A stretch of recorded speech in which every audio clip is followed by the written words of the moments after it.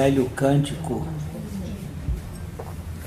que diz: enquanto, ó Salvador, teu livro eu ler, meus olhos vêm abrir, pois quero ver da mera letra além a ti, Senhor. Eu venho a ti, Jesus, meu Salvador. É uma letra simples, mas que diz tudo. Eu não quero ter a minha cabeça cheia de conhecimento de Deus, nem com a cabeça cheia de informações. Eu quero conhecê-lo e ter intimidade com Ele. E é assim que nós oramos esta noite, nesse nosso caminhar de desconstrução. Capítulo 18 de Gênesis. Nós já temos andado aqui. Encontramos o Senhor aparecendo. O Senhor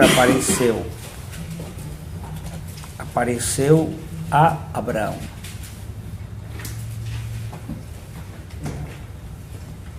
Quando o Senhor nos busca, nós o buscamos, porque a sua graça é irresistível. Quando o Senhor aparece, a oportunidade de ter intimidade com o Senhor. Apareceu o Senhor a Abraão, aonde? Os carvalhais de Mamre. Ele não apareceu na horta de Cebolinha.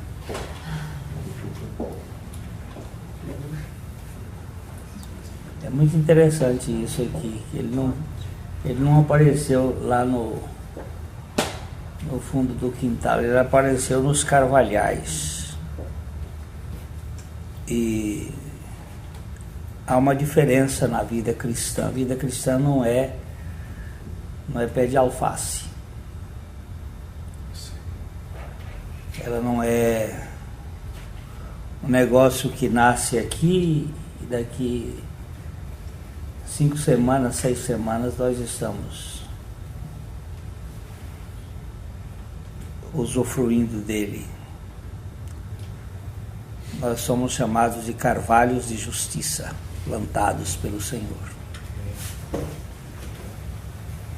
O que você quer ser na vida? Uma pergunta de um professor para um aluno que disse: eu queria fazer um curso de teologia fosse mais rápido. E esse professor perguntou: o que você quer ser na vida? Uma abóbora ou um pé de carvalho?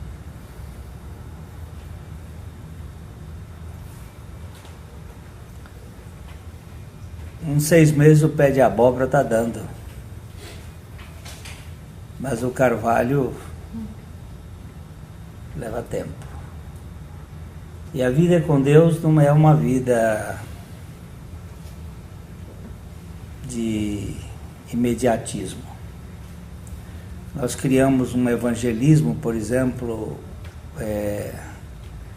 com leis espirituais instantâneas. O Dr. Tozer disse que o país que criou o café solúvel, o leite instantâneo e o chá em saquinho, criou também o evangelho em 4 leis espirituais, 5 leis, sei lá quantas leis espirituais. O negócio é instantâneo. Você é um pecador, Jesus morreu, você se arrepende e aí você já... A gente faz as pessoas se tornarem cristãos, mas por uma iniciativa humana. A vida cristã, como nós entendemos, é um chamado de Deus, uma vocação divina. E Deus, Ele aparece àqueles seus, e Ele aparece frequentemente. Ele apareceu a Abraão em Ur da Caldeia, Ele apareceu em Harã, Ele apareceu no Egito, Ele apareceu na Terra Prometida, Ele vai aparecendo, porque Deus vai andando. E Ele disse lá no capítulo anterior, no 17, anda comigo. Anda comigo. E eu farei você íntegro. Eu farei você não esquizofrênico e também não apressado. Eu quero ressaltar um pouquinho isso aqui, porque essa é uma característica do nosso tempo. Já. Nós queremos as coisas já. Imediatas. Se não forem imediatas, então parece que Deus não está agindo. E o Senhor trabalha. E eu impressiono com os detalhes da Bíblia. Onde Abraão foi colocar sua tenda? Nos carvalhais.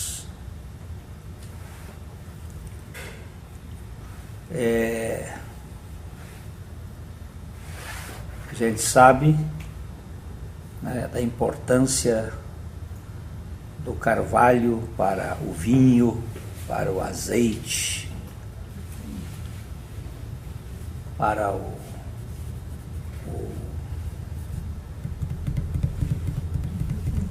como chama?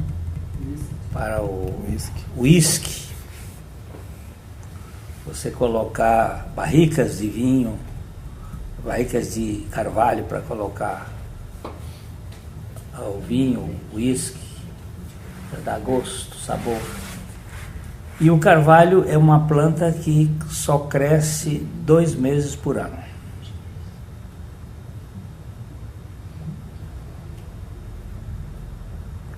Os outros 10 meses ele está sendo trabalhado pelo vento, pela chuva, pelo frio, pelo calor, e endurecendo os seus cotilédones, se tornar rígidos, para dar gosto, para dar sabor.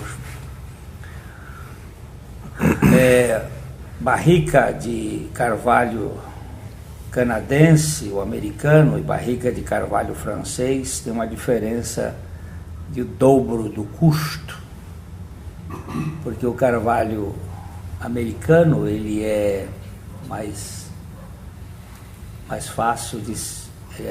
Ele já pegou o jeitão do McDonald's. Já pegou o jeitão da América, sabe, de tudo ser rápido, até ele nasce mais rápido. É mais rápido, e ele não tem tanto, o outro não é mais. E aqui ele diz assim: no maior calor do dia, nós já vimos aqui, Abraão entendeu que não se tratava de qualquer um, porque ninguém anda no calor do dia. É um visitante muito importante. E vimos também o levantar os olhos. Às vezes nós estamos com os olhos muito para baixo, para a terra, para o terreno, para as coisinhas da gente. E Abraão talvez estivesse num cochilo. Nós falamos sobre a importância do sono para restauração das forças. Hoje à tarde eu tive que dormir. Eu fui ao Paraguai para para 2 encontros, um de mentoreamento e um outro com um grupo de pastores. E em 4 dias nós falamos 12 preleções, e dormindo pouquinho à noite. E essa noite eu fui a Maringá e muito cansado. Aí eu, à tarde, disse: olha, gente, vocês me desculpem, mas eu vou precisar de um retiro espiritual. Eu vou dormir. E eu dormi umas 2h30, mas aquele sono de restaurar mesmo. Sono, muitas vezes na Bíblia, é bom lugar. Nós vimos os vários sonos, desde o sono de Adão para formar Eva, o sono de Jesus no barco, a luta com a ansiedade e o descanso. Deus dá aos seus amados enquanto dormem.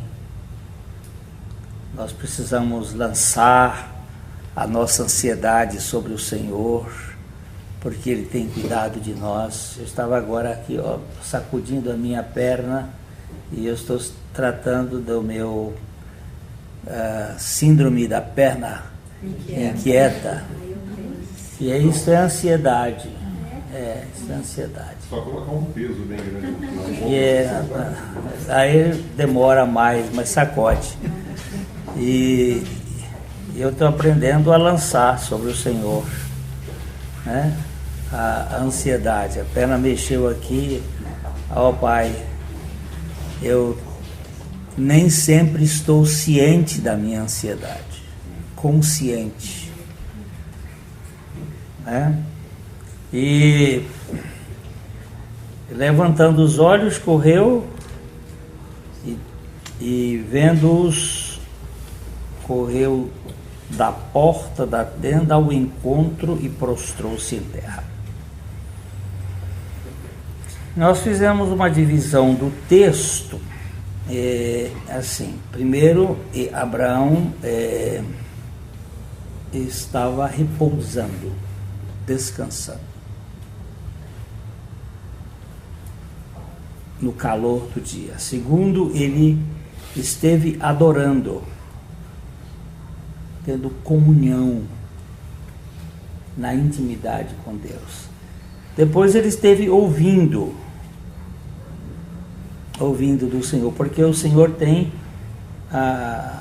os seus conselhos aos seus íntimos. Nós queremos, já quero. Não. Por que a Bíblia diz assim, por exemplo, na liderança, que não sejam neófitos? O que é um neófito? Novo na fé. É um novo na fé. É que ele ainda não teve os seus cotilédonos endurecidos pelo frio, pela tempestade, pelos sofrimentos. E aprendeu a... E depois seria a parte da intercessão.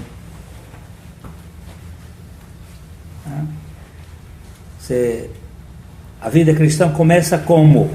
Qual é o primeiro dia da semana do cristianismo? É o dia do descanso. A semana cristã é inversamente proporcional à semana judaica.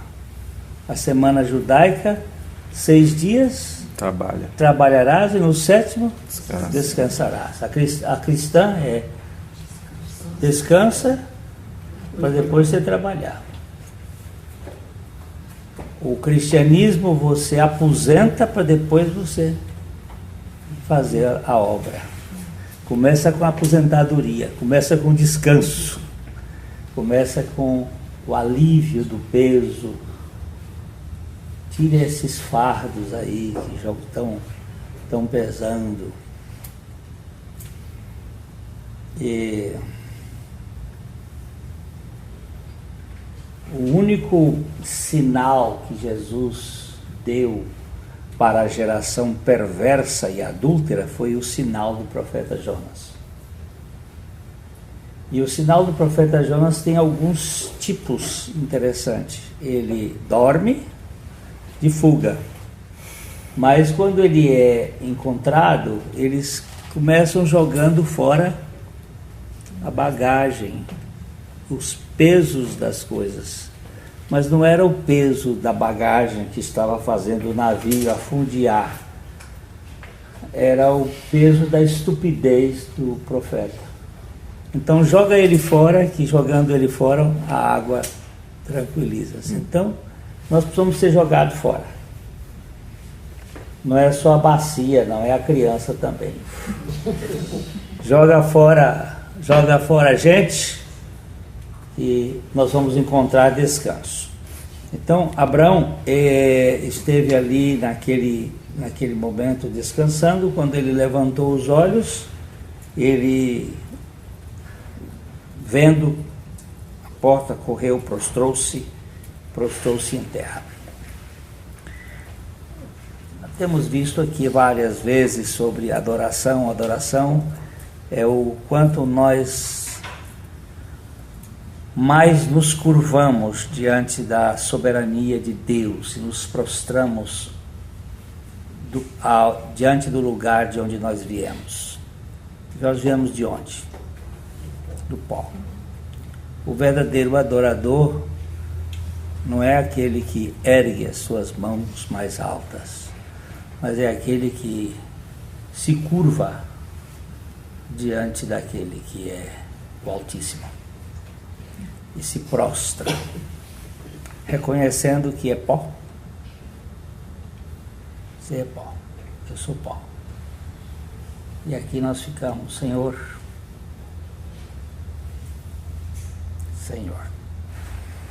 Muito bem, andamos um pouco mais, Senhor meu, verso 3, Alexandre, 4, 5. E disse: Senhor meu, se acho mercê em tua presença, rogo-te que não passes do teu servo. Traga-se um pouco de água, lavai os pés e repousai debaixo desta árvore. Trarei um bocado de pão, refazei as vossas forças, visto que chegastes até vosso servo. Depois seguireis avante. Responderam: faze como disseste.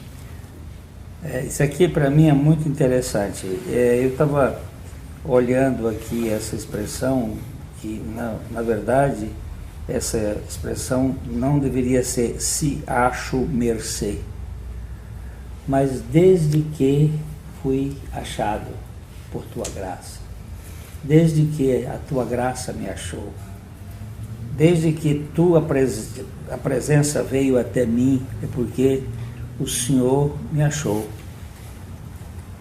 Eu te rogo que não vás embora, não. Que não passes adiante.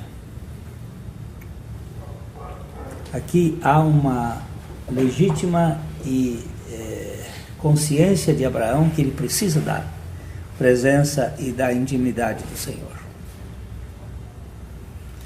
E ele então oferece algumas alternativas. O Alexandre da outra vez disse que a atitude de lavar os pés de Deus é uma atitude de muita consideração de Abraão. Primeiro Abraão lava os pés de Deus, e lá no Novo Testamento Jesus vai lavar os nossos pés. Mas eu só posso lavar os pés de Deus porque Deus veio para minha casa. E às vezes nós temos que lavar os pés de Deus com as nossas lágrimas, que foi o caso daquela pecadora. E enxugava os pés de Cristo com seus cabelos.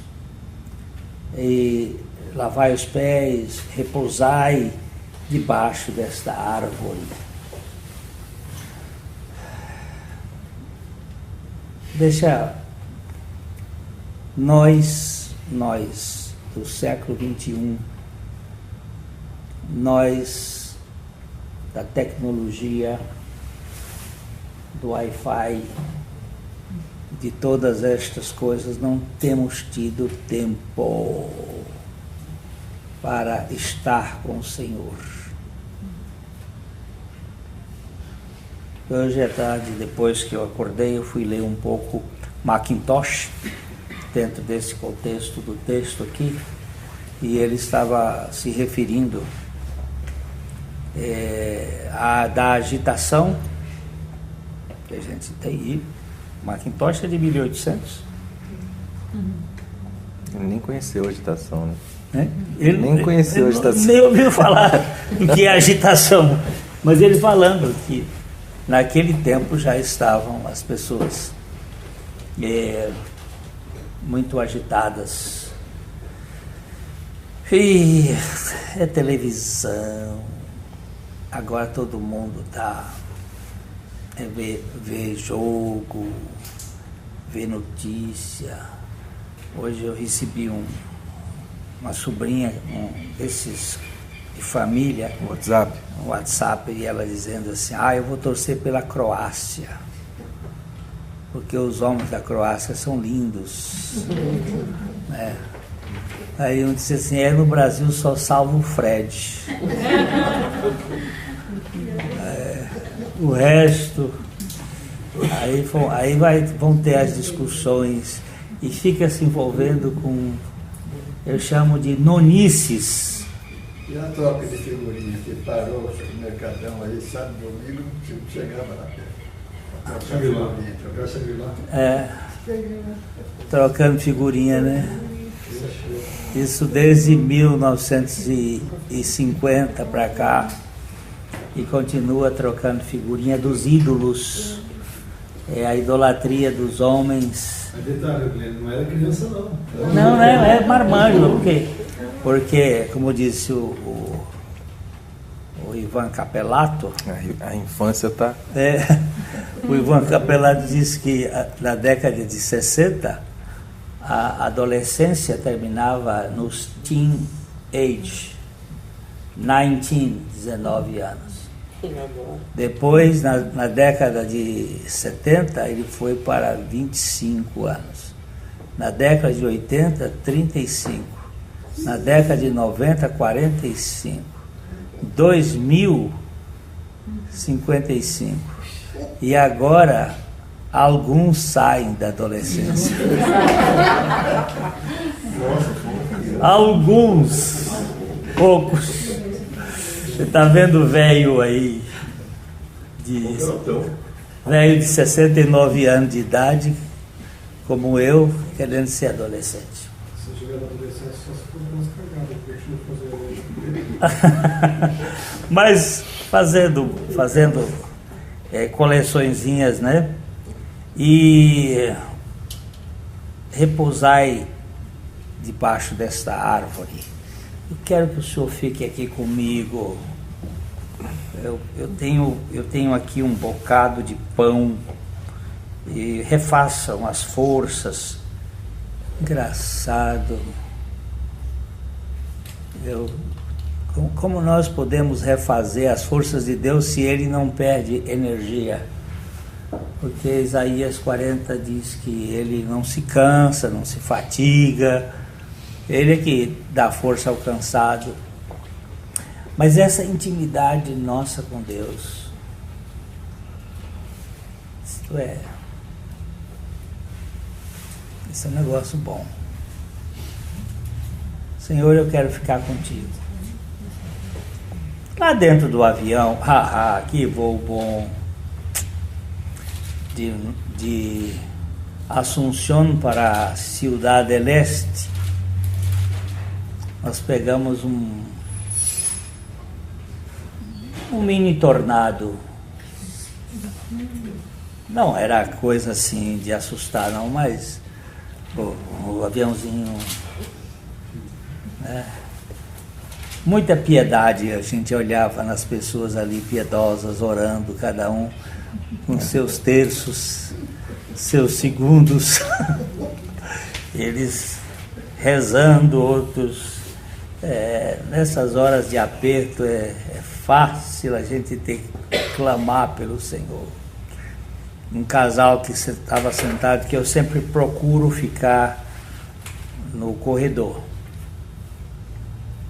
Como viajar de avião, janela não faz nenhum efeito, corredor faz.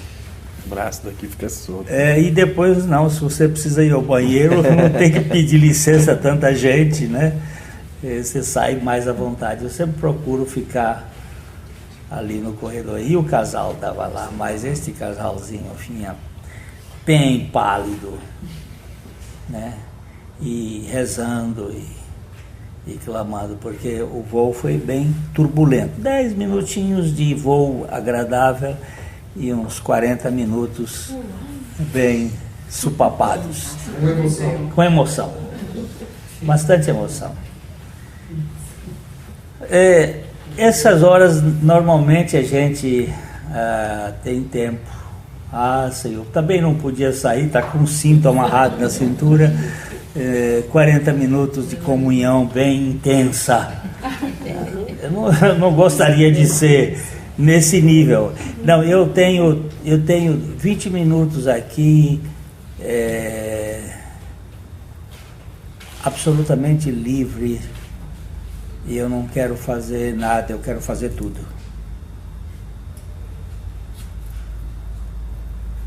Eu quero estar na tua presença. Eu quero tomar um café com o Senhor, onde só haja fé e não haja o carro. O Senhor aqui comigo, e eu vou ter uma comunhão íntima.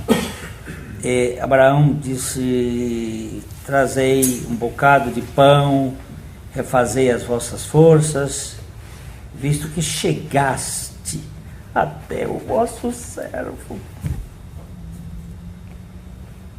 Que privilégio! Tu chegaste. Aí você diz assim: se Deus visitasse minha casa, se Ele entrasse pela porta, se Ele chegasse lá na minha porta. Jesus disse assim: filhinhos, eu estarei sempre convosco até a consumação dos séculos. Qual é o maior nível de fé? É aquele que tem uma presença física do Senhor, ou aquele que crê na palavra do Senhor, que disse: e eu estarei sempre convosco até o final dos tempos? O que nós estamos querendo? Viver pela fé ou viver pelos nossos sentimentos? Então, se vamos viver pela fé, temos que... essa foi sempre minha dúvida e minha crise. Eu queria, e ainda tenho essa carência, de uma experiência mais estática, de êxtase, mais uma experiência de qualquer sentimento, nem que seja um vento, uma luz, sei lá o que. E ele diz assim: não, eu deixei a minha palavra, e tudo quanto foi escrito para o teu ensino foi escrito para que, pela paciência e consolação das Escrituras, você tenha esperança. Ainda que, todavia, não tem nenhuma evidência, Senhor, mas eu quero ficar aqui na tua presença. Desde que, visto que chegaste até vossos servos, eu quero uma experiência dessa.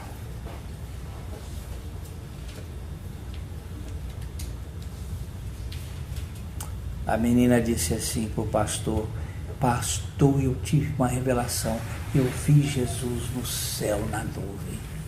Eu disse: filha, então esse é falso, porque quando ele vier na nuvem, todos os olhos verão, e só você viu. Mas era nuvem, formato. Aí ele disse: você precisa vê-lo no seu coração. no seu interior. A gente tinha esses dias aí que visitava ela, lembra? Né? Esses tempos atrás a gente tinha uma aí que ele visitava ela, ia lá, tinha 3 metros de altura, entrava, tomava um café. Tadinha. Ele está falando de uma senhora que o Senhor entrava, visitava ela, e ele tinha 3 metros de altura, falava docemente, mandou alguns recados para mim. Mas o que acontece? Ela está com uma deturpação psíquica. Então, a gente tinha que entender que isso trata-se de bioquímica descontrolada. E essas coisas assim, elas não dão segurança. Dão segurança quando você diz assim, olha, ele disse que nunca iria me deixar e nunca iria me abandonar. Amém. Nunca. Amém. E que ele estaria sempre comigo. E ele disse, eu sou bem presente na tribulação. Mas eu estou numa tribulação, pois ele está bem presente. Está bem aí nessa história. Opa, é aí que está a história bonita. É aí que está a história bonita. Eu não posso lhe provar nada, mas também você não pode me roubar coisa alguma. Foi isso que eu, conversando com um cara que se denomina ateu, ele disse, Clênio, você me prova a presença de Deus. Eu digo, isso não é falso o que você está dizendo. Eu digo, você também não pode me roubar nada. Eu não posso lhe provar coisa alguma e você não me tira coisa alguma. Porque o que ele é em mim, ele não é por prova, ele é pela sua palavra.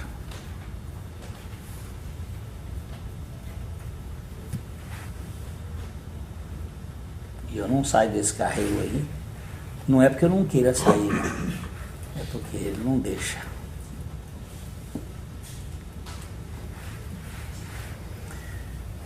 Tem festa, né? Tem um bocado de pão, vamos chover aqui, chegaste até o teu servo, aí descansa aqui um pouco e seguireis avante depois. Depois o senhor pode ir, mas eu quero usufruir dessa comunhão aqui.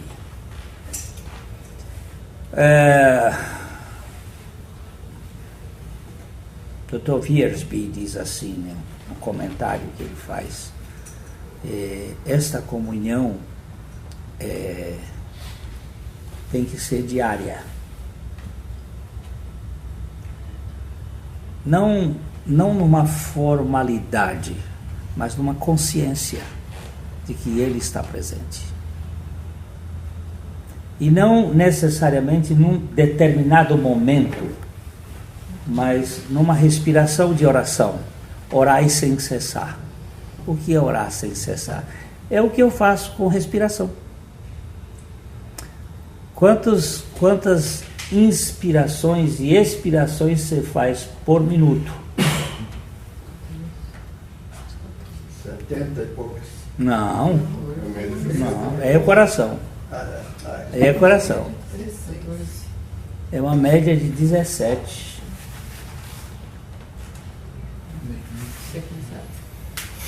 É cerca um pouquinho, depende da ofegância, depende do... Se está dormindo é menos. Cada vez que eu faço 80% do oxigênio que Deus colocou aqui na atmosfera, aqui nessa altura, ela entra no meu pulmão. E eu... Aí a diferença de orar muito e viver em espírito de oração. Exatamente. Viu? Você, não é a intensidade, é a comunhão, é a intimidade. Jesus diz assim, não é pelo muito falar que vocês serão ouvidos. Tem gente que quando começa a orar, olha, eu não sei orar de jeito nenhum. Tenho dito a Deus, Senhor, é uma vergonha. Eu já estou velho, eu devia ter aprendido a orar. Mas quando eu vejo certas orações, você dá recado para Deus, manda anunciar, faz uma coisa e complica daqui, faz. E Jesus disse: vocês orem assim. Quando vocês forem orar, orem assim. Como? Assim como? Pai nosso, tu que estás nos céus, não é no céu, nos céus, porque tem o céu atmosférico, tem o céu das estrelas e tem o céu dos céus, que aí a gente nem sabe onde é que fica isso. Paulo parece que deu uma visitinha lá, não foi? Que foi, né? Ele não sabe nem se foi no corpo, se foi Ele fora. disse que não sabe como foi. Ele disse que esteve lá. Que Diz que ouviu viu palavras inefáveis que não são lícitas de serem contadas aos homens. Eu fiquei com tanta vontade de saber o que ele disse. Mas ele disse que não é lícito para mim. E o Senhor não me deu esse privilégio, só deu a Paulo. Sim, mas um dia, aí outra coisa. Quando eu tiver um envelope novo, aí eu vou ter uma carcaça zerada, sem de glória. de glória, sem artrose nem artrite, bem encaixadinha, assim como ele é, o veremos, aí sim. Mas eu estou dizendo agora assim, no corriqueiro. Paulo é o único, o que foi também, mas voltou, mas só ficou numa reunião muito particular, foi Elias e Moisés. Moisés a gente não sabe muito bem como é que foi a história, né? Porque o corpo dele teve até uma briga danada lá com o capeta por causa dela, do corpo. Miguel ficou brigando com o Senhor te repreende. O Senhor te repreende. A gente não sabe muito, mas quem foi e voltou, humanamente falando, foi só Paulo. E Cristo que foi, mas já voltou em corpo de glória, mas que voltou assim. Agora, como nós vamos viver nessa intimidade, gente? Eu estou querendo mexer com isso aqui. Como que nós vamos viver nessa vida de intimidade? Eu não quero chamar simplesmente de oração, porque nós não temos conceito de oração adequado. Eu não sei orar. Orar sim. Pai, santificado seja o teu nome neste Brasil velho de confusão, porque a gente fica falando: a Dilma está perdendo ponto, está descendo, está morro abaixo, o Aécio está morro acima. E tem esperança. Você tem esperança em quem? Aécio? Em Dilma? Em Eduardo? Não, Senhor, tem esperança no Senhor. E o Senhor pode fazer a coisa que o Senhor quer. E eu não queria que a Dilma voltasse, não. É demais isso pra gente. O Senhor faz uma coisa diferente. Mas, Senhor,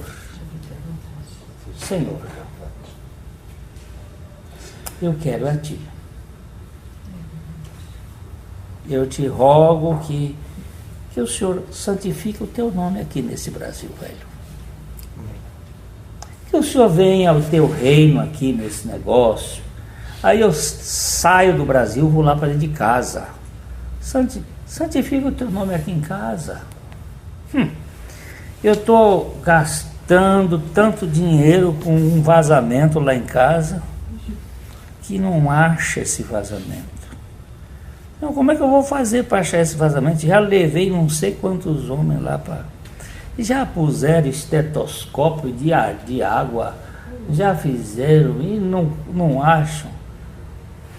Aí o senhor me deu uma bobagem. Disse, divida a casa em pedaços e bota umas torneiras que eu vou achar para você. Vou te ensinar a achar vazamento. Aí peguei, mandei botar uma torneira num lugar lá. Pô, fechou? Pra cá não vaza. Então tá pra cá. Agora vamos atrás dela. Vamos atrás, que uma casa comprida daquele jeito, com aqueles negócios enfiados na terra, que você não vê onde é que está vazando, porque fizeram um tal de cotovelo, que já, só pelo nome já é ruim. Esse tal de cotovelo só vive quebrando na terra. Diz que agora não fazem mais o tal do cotovelo, que é assim, agora faz um troço assim, meio redondo, que a terra trabalha e ele não racha. Mas o senhor ensina, pois eu vou lhe ensinar como fazer. Foram 1, 2, 3, 4, 5 caça-vazamento. Ninguém teve a ideia. E aí Deus me deu essa. Faz aqui. Bobagem. Botar um negocinho aqui, bobagem. Só isso. Pois é. Agora já sabemos que é dali para lá. E agora vamos lá no buraco.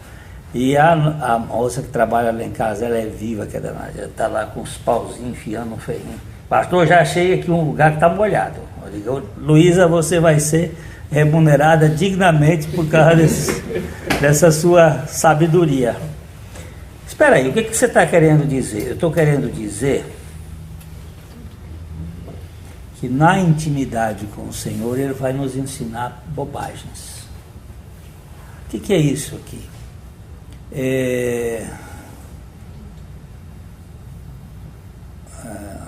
Haroldo Hill. Quem é Haroldo Hill? Eu vou parar, Alexandre, para você falar. Não precisa parar não. Haroldo Hill foi um engenheiro mecânico que criou o motor, a propulsão a jato. E ele se tornou um multimilionário. E ele, com 49 anos, ele era ébrio, era ateu e era fumante inveterado. Ele fumava 2 carteiras de cigarro por dia, 10 charutos e cachimbo.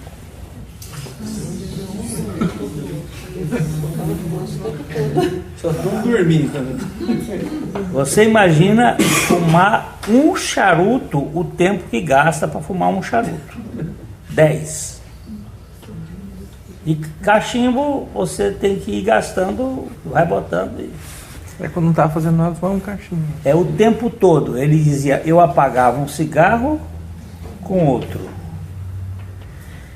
E o tempo de abstinência que ele ficou, abstinência programada, porque a abstinência sem programação você fica até mais tempo.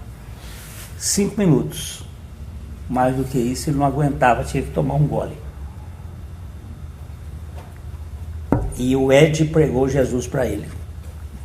Ed era um cristão do Alcoólicos Anônimos que pregou o evangelho para Haroldo Hill. E esse livro, Aprenda a Viver como Filho do Rei, um livro que saiu na década de 60, ele conta algumas experiências. E uma delas foi a empresa dele que fez um projeto, construiu uma das usinas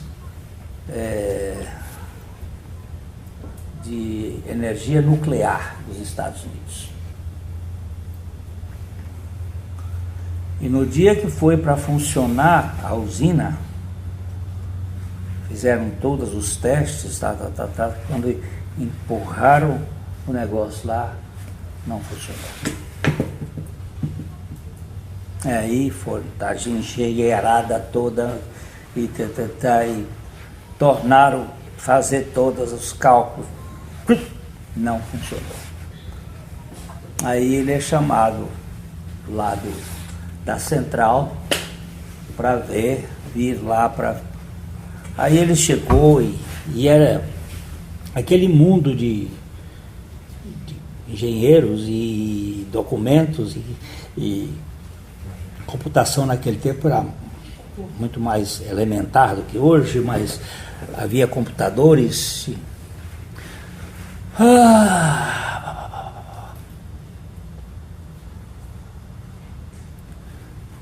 Ele entra no banheiro, fecha a porta, porque não tinha outro lugar, não tinha um banheiro. Fechou a porta, ajoelhou-se diante do vaso. Era o lugar que ele podia mais. E ficou ali: Senhor, Tu criaste este universo. Não existe nenhum átomo fora do Teu controle. E PPP foi ali clamando ao Senhor, nessa intimidade. E o Senhor disse: levante-se, vá para tal e retire a pressão em 1/4. Ele conta isso com detalhes. Ele chamou os engenheiros disseram assim: não, senhor. Se fizer isso, explode. Ele disse: então vocês se retirem todos. Todos os engenheiros se retiraram. Todo o staff se retirou da coisa e ele ficou sozinho, porque ele tinha clara evidência de que o Senhor lhe havia falado. Ele foi lá, apanhou as chaves próprias, tirou 1/4 da pressão, meteu o dedo lá no troço, tchum. Os engenheiros chegaram depois: e como você sabia disso? Ele disse: eu não sabia. Como você pode saber? Bem, quem sabe de toda a engenharia nesse universo é o Senhor.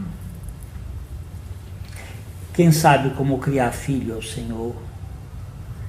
Quem sabe como consertar a economia é o Senhor. Quem sabe como resolver os problemas é o Senhor. Quem sabe é o Senhor. Eu estou falando aqui porque Abraão disse: não passe o Senhor, não passe o Senhor, eu quero o Senhor comigo. Amém. Eu quero comunhão, eu quero intimidade com o Senhor. Eu quero o Senhor. Eu quero o Senhor.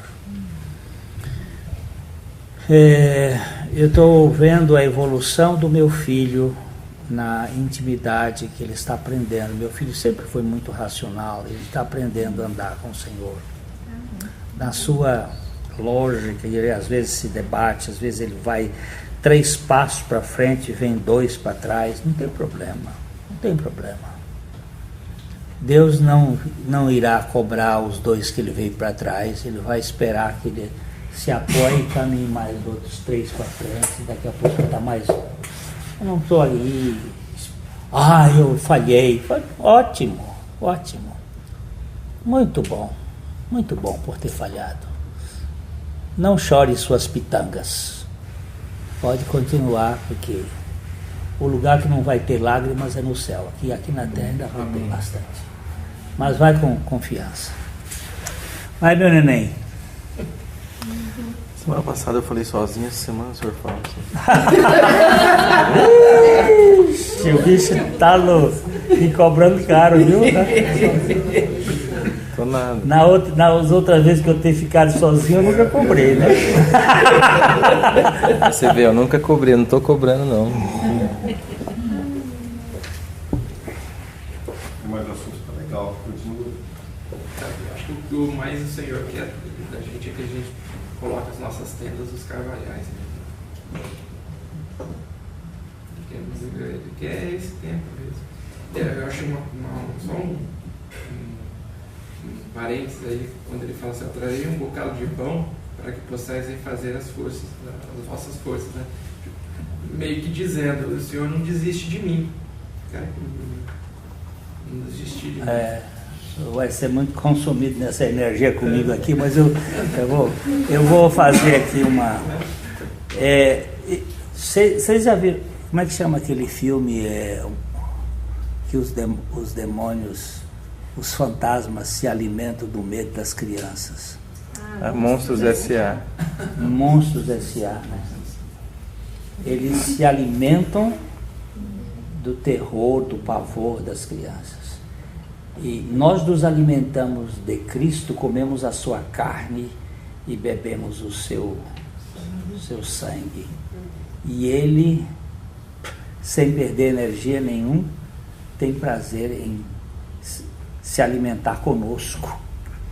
Ele disse assim, eu tenho uma ceia para dar com você. Você quer ceiar comigo e eu com você? Lógico que isso é uma figura de linguagem muito grande. Nós vamos comer dele e ele vai se alimentar de nós, de nossa fé, de nossa dependência. Eu acho assim que o... Fica bem isso aí.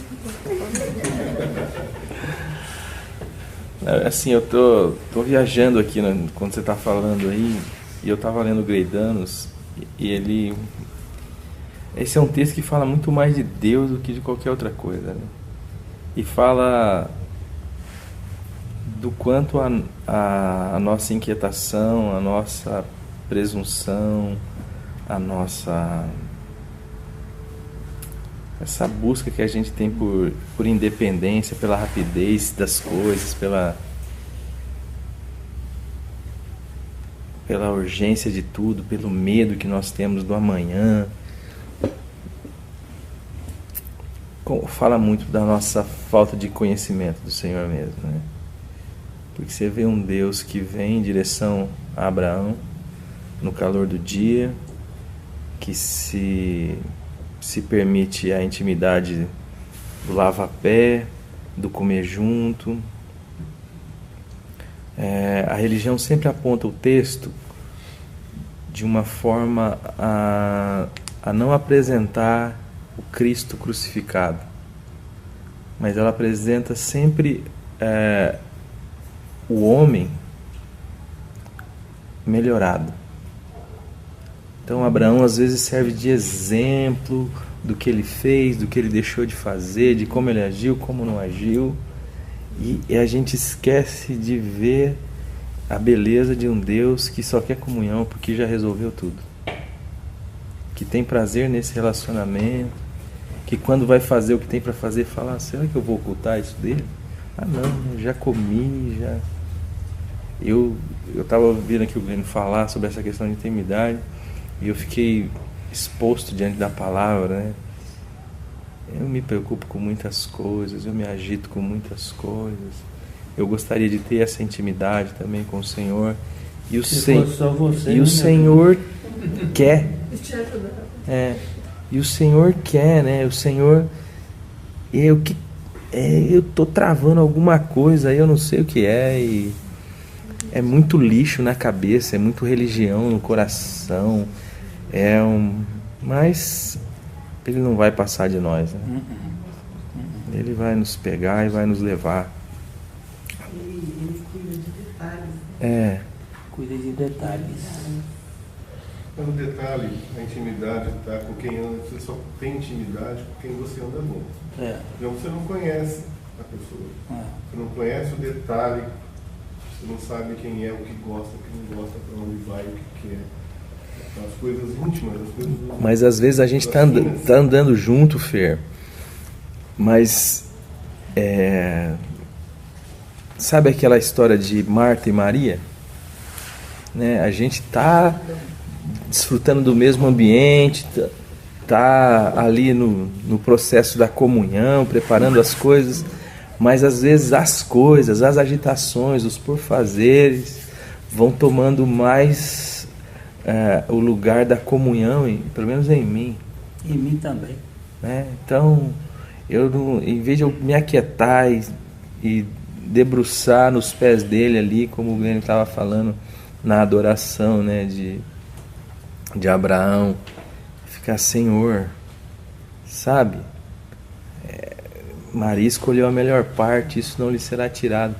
Eu me permito ser tirado desta comunhão por coisas tão banais, tão pequenas, e às vezes coisas que eu sacralizo, que eu trago como se aquilo fosse condição sine qua non para a minha relação com Deus. A condição sine qua non para a minha relação com Deus é Jesus Cristo. Ele já fez tudo. Eu não podia ter relacionamento com Deus, mas por causa do sangue de Jesus, hoje eu posso entrar na presença do Pai, chamá-lo de Pai. E às vezes eu estou fugindo disso para, sei lá, para espantar mosca de coxinha, né? Isso aí. Eu esses dias tive uma luta muito séria. Eu venho numa luta muito séria com Deus. E eu cheguei a falar para ele que já que ele não me queria, eu também não queria mais ele. Enfim, resumindo. Botou o beicinho. Lembrei do pastor Guilherme, enfesou. Essa palavra. E, enfim, resumindo, eu comecei a ler um livro, eu não ia mais buscar Deus, mas comecei a ler um livro que mostrou que o meu foco estava errado. E eu estou começando assim a aprender, porque eu estava buscando Deus porque eu queria ter intimidade com Deus para o meu benefício. E nesse livro falava que nós teríamos que buscar Deus pelo propósito dele, mudar o foco. Então muitas vezes, pelo que eu estou vendo ali, ouvindo essa palavra, a gente está querendo essa intimidade para que a gente fique bem. Mas nós também teríamos que buscar essa intimidade para que o propósito supremo dele... O que eu vejo assim, é que o supremo propósito de Deus tem a ver com vida. A gente estava numa discussão teológica aqui hoje, e a nossa relação com Deus, o Senhor, o Pai Nosso vai dizer que é Deus quem santifica o nome dele em nós. Porque ninguém pode fazer isso, só Ele mesmo. Mas aí, quando a gente tenta santificar o nome dele, pense, o que santifica o nome de Deus? Aí você imagina, sei lá, alguma coisa, e você já saiu do processo. A própria comunhão com Deus, quando eu quero a comunhão pela comunhão, ou a comunhão como algo para mim, eu tenho falado isso aqui nas nossas conversas, que a vida cristã é sempre no sentido do outro, né? Isso também na relação com Deus. Eu não vou conseguir ter essa comunhão, eu não vou conseguir santificar o nome dele. Eu preciso falar a verdade, eu morri, eu estou morto, eu preciso do Senhor, eu desejo demais essa comunhão, mas só o Senhor pode me dar essa comunhão. Se o Senhor me sarar, eu vou ficar sarado. Se o Senhor me vivificar, então eu vou viver. O me vivificar, isso que me pegou, eu estava me vendo rejeitada por Deus, eu me senti aceita pela cruz. Parece uma loucura, eu ultimamente acho que eu estou ficando louca, daqui a pouco eu vou precisar de uma cama. Mas na cruz, quando eu me vi que eu morri na cruz, eu falei, Senhor, eu não posso me vivificar porque eu estou morta. Se for para vivificar, é o Senhor que vai vivificar com um propósito seu. Senão me deixa morta aqui na cruz, que fica mais barato. Porque a gente às vezes aprende que eu morri na cruz em Cristo Jesus, vivo não mais eu. Dá a impressão que é a gente que tem que vivificar. Esse troço. A gente tem que confessar uma palavra, mas se eu estou morta na cruz, eu não tenho como me vivificar, se Ele não vier vivificar. Não é? Até eu vivificar vem dele. Até eu confessar que vivo não mais eu, mas eu tenho que vir dele, porque senão eu não tenho como confessar isso. E aí a gente entra num desassossego. Né? Em vez de aquilo que poderia vir para o descanso, se torna na realidade a minha fonte é a aflição de espírito. E aí eu não consigo ver mais nada. Só vejo o meu problema, ele fica distorcido, porque eu não estou vendo a disposição dele para comunhão, eu não estou vendo ele descer da sua glória e vir tomar sol na muleira e sujar pé para poder ter comunhão comigo por causa dele, da vontade dele, da glória dele. E isso como graça, né? Como eu começo a ver, não, ele tá, não, ele... E aí começa. Eu estava numa casa de gente classe média assim, boa. E... Classe média milionária? Não chegava a ser tanto, mas boa educação e tal. E a menina, 5 anos de idade, deu um arroto, daqueles bem sonoros, dentro na mesa. E desconectou o ambiente, né? A mãe, filha! Porque dentro dos bons princípios da educação, nós temos este princípio que não se deve flatular em público. Aí eu sabia uma frase de cor, dessas frases feitas, e disse: saúde 10, educação 0, média 5 aprovada.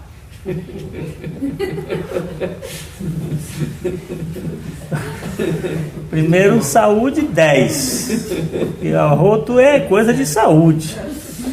Educação 0, médio 5, aprovada com louvor. Ela deu um sorriso para mim, a bichinha de 5 anos mais viva, que foi uma coisa. Nós olhamos o lado negativo e acho que Deus não nos reprova pela nossa fraqueza, pelo nosso fracasso. Nós fomos aprovados em Cristo Jesus. E a gente precisa parar com essa ideia de que é a nossa performance, é para o nosso deleite. Não. É o propósito dele em Cristo Jesus. Em Cristo Jesus. Isso está descanso. Paizinho, o senhor não precisa vir mais na nossa casa, porque o senhor já veio em Cristo Jesus ao nosso planeta e já fincou a tua bandeira forever, por meio da tua cruz e da tua ressurreição, e aqui ficaste para sempre, porque o teu Espírito ficou. Eu tenho hoje a consciência de que, por tua graça, o Senhor vai nos levar até o fim da nossa caminhada. Amém.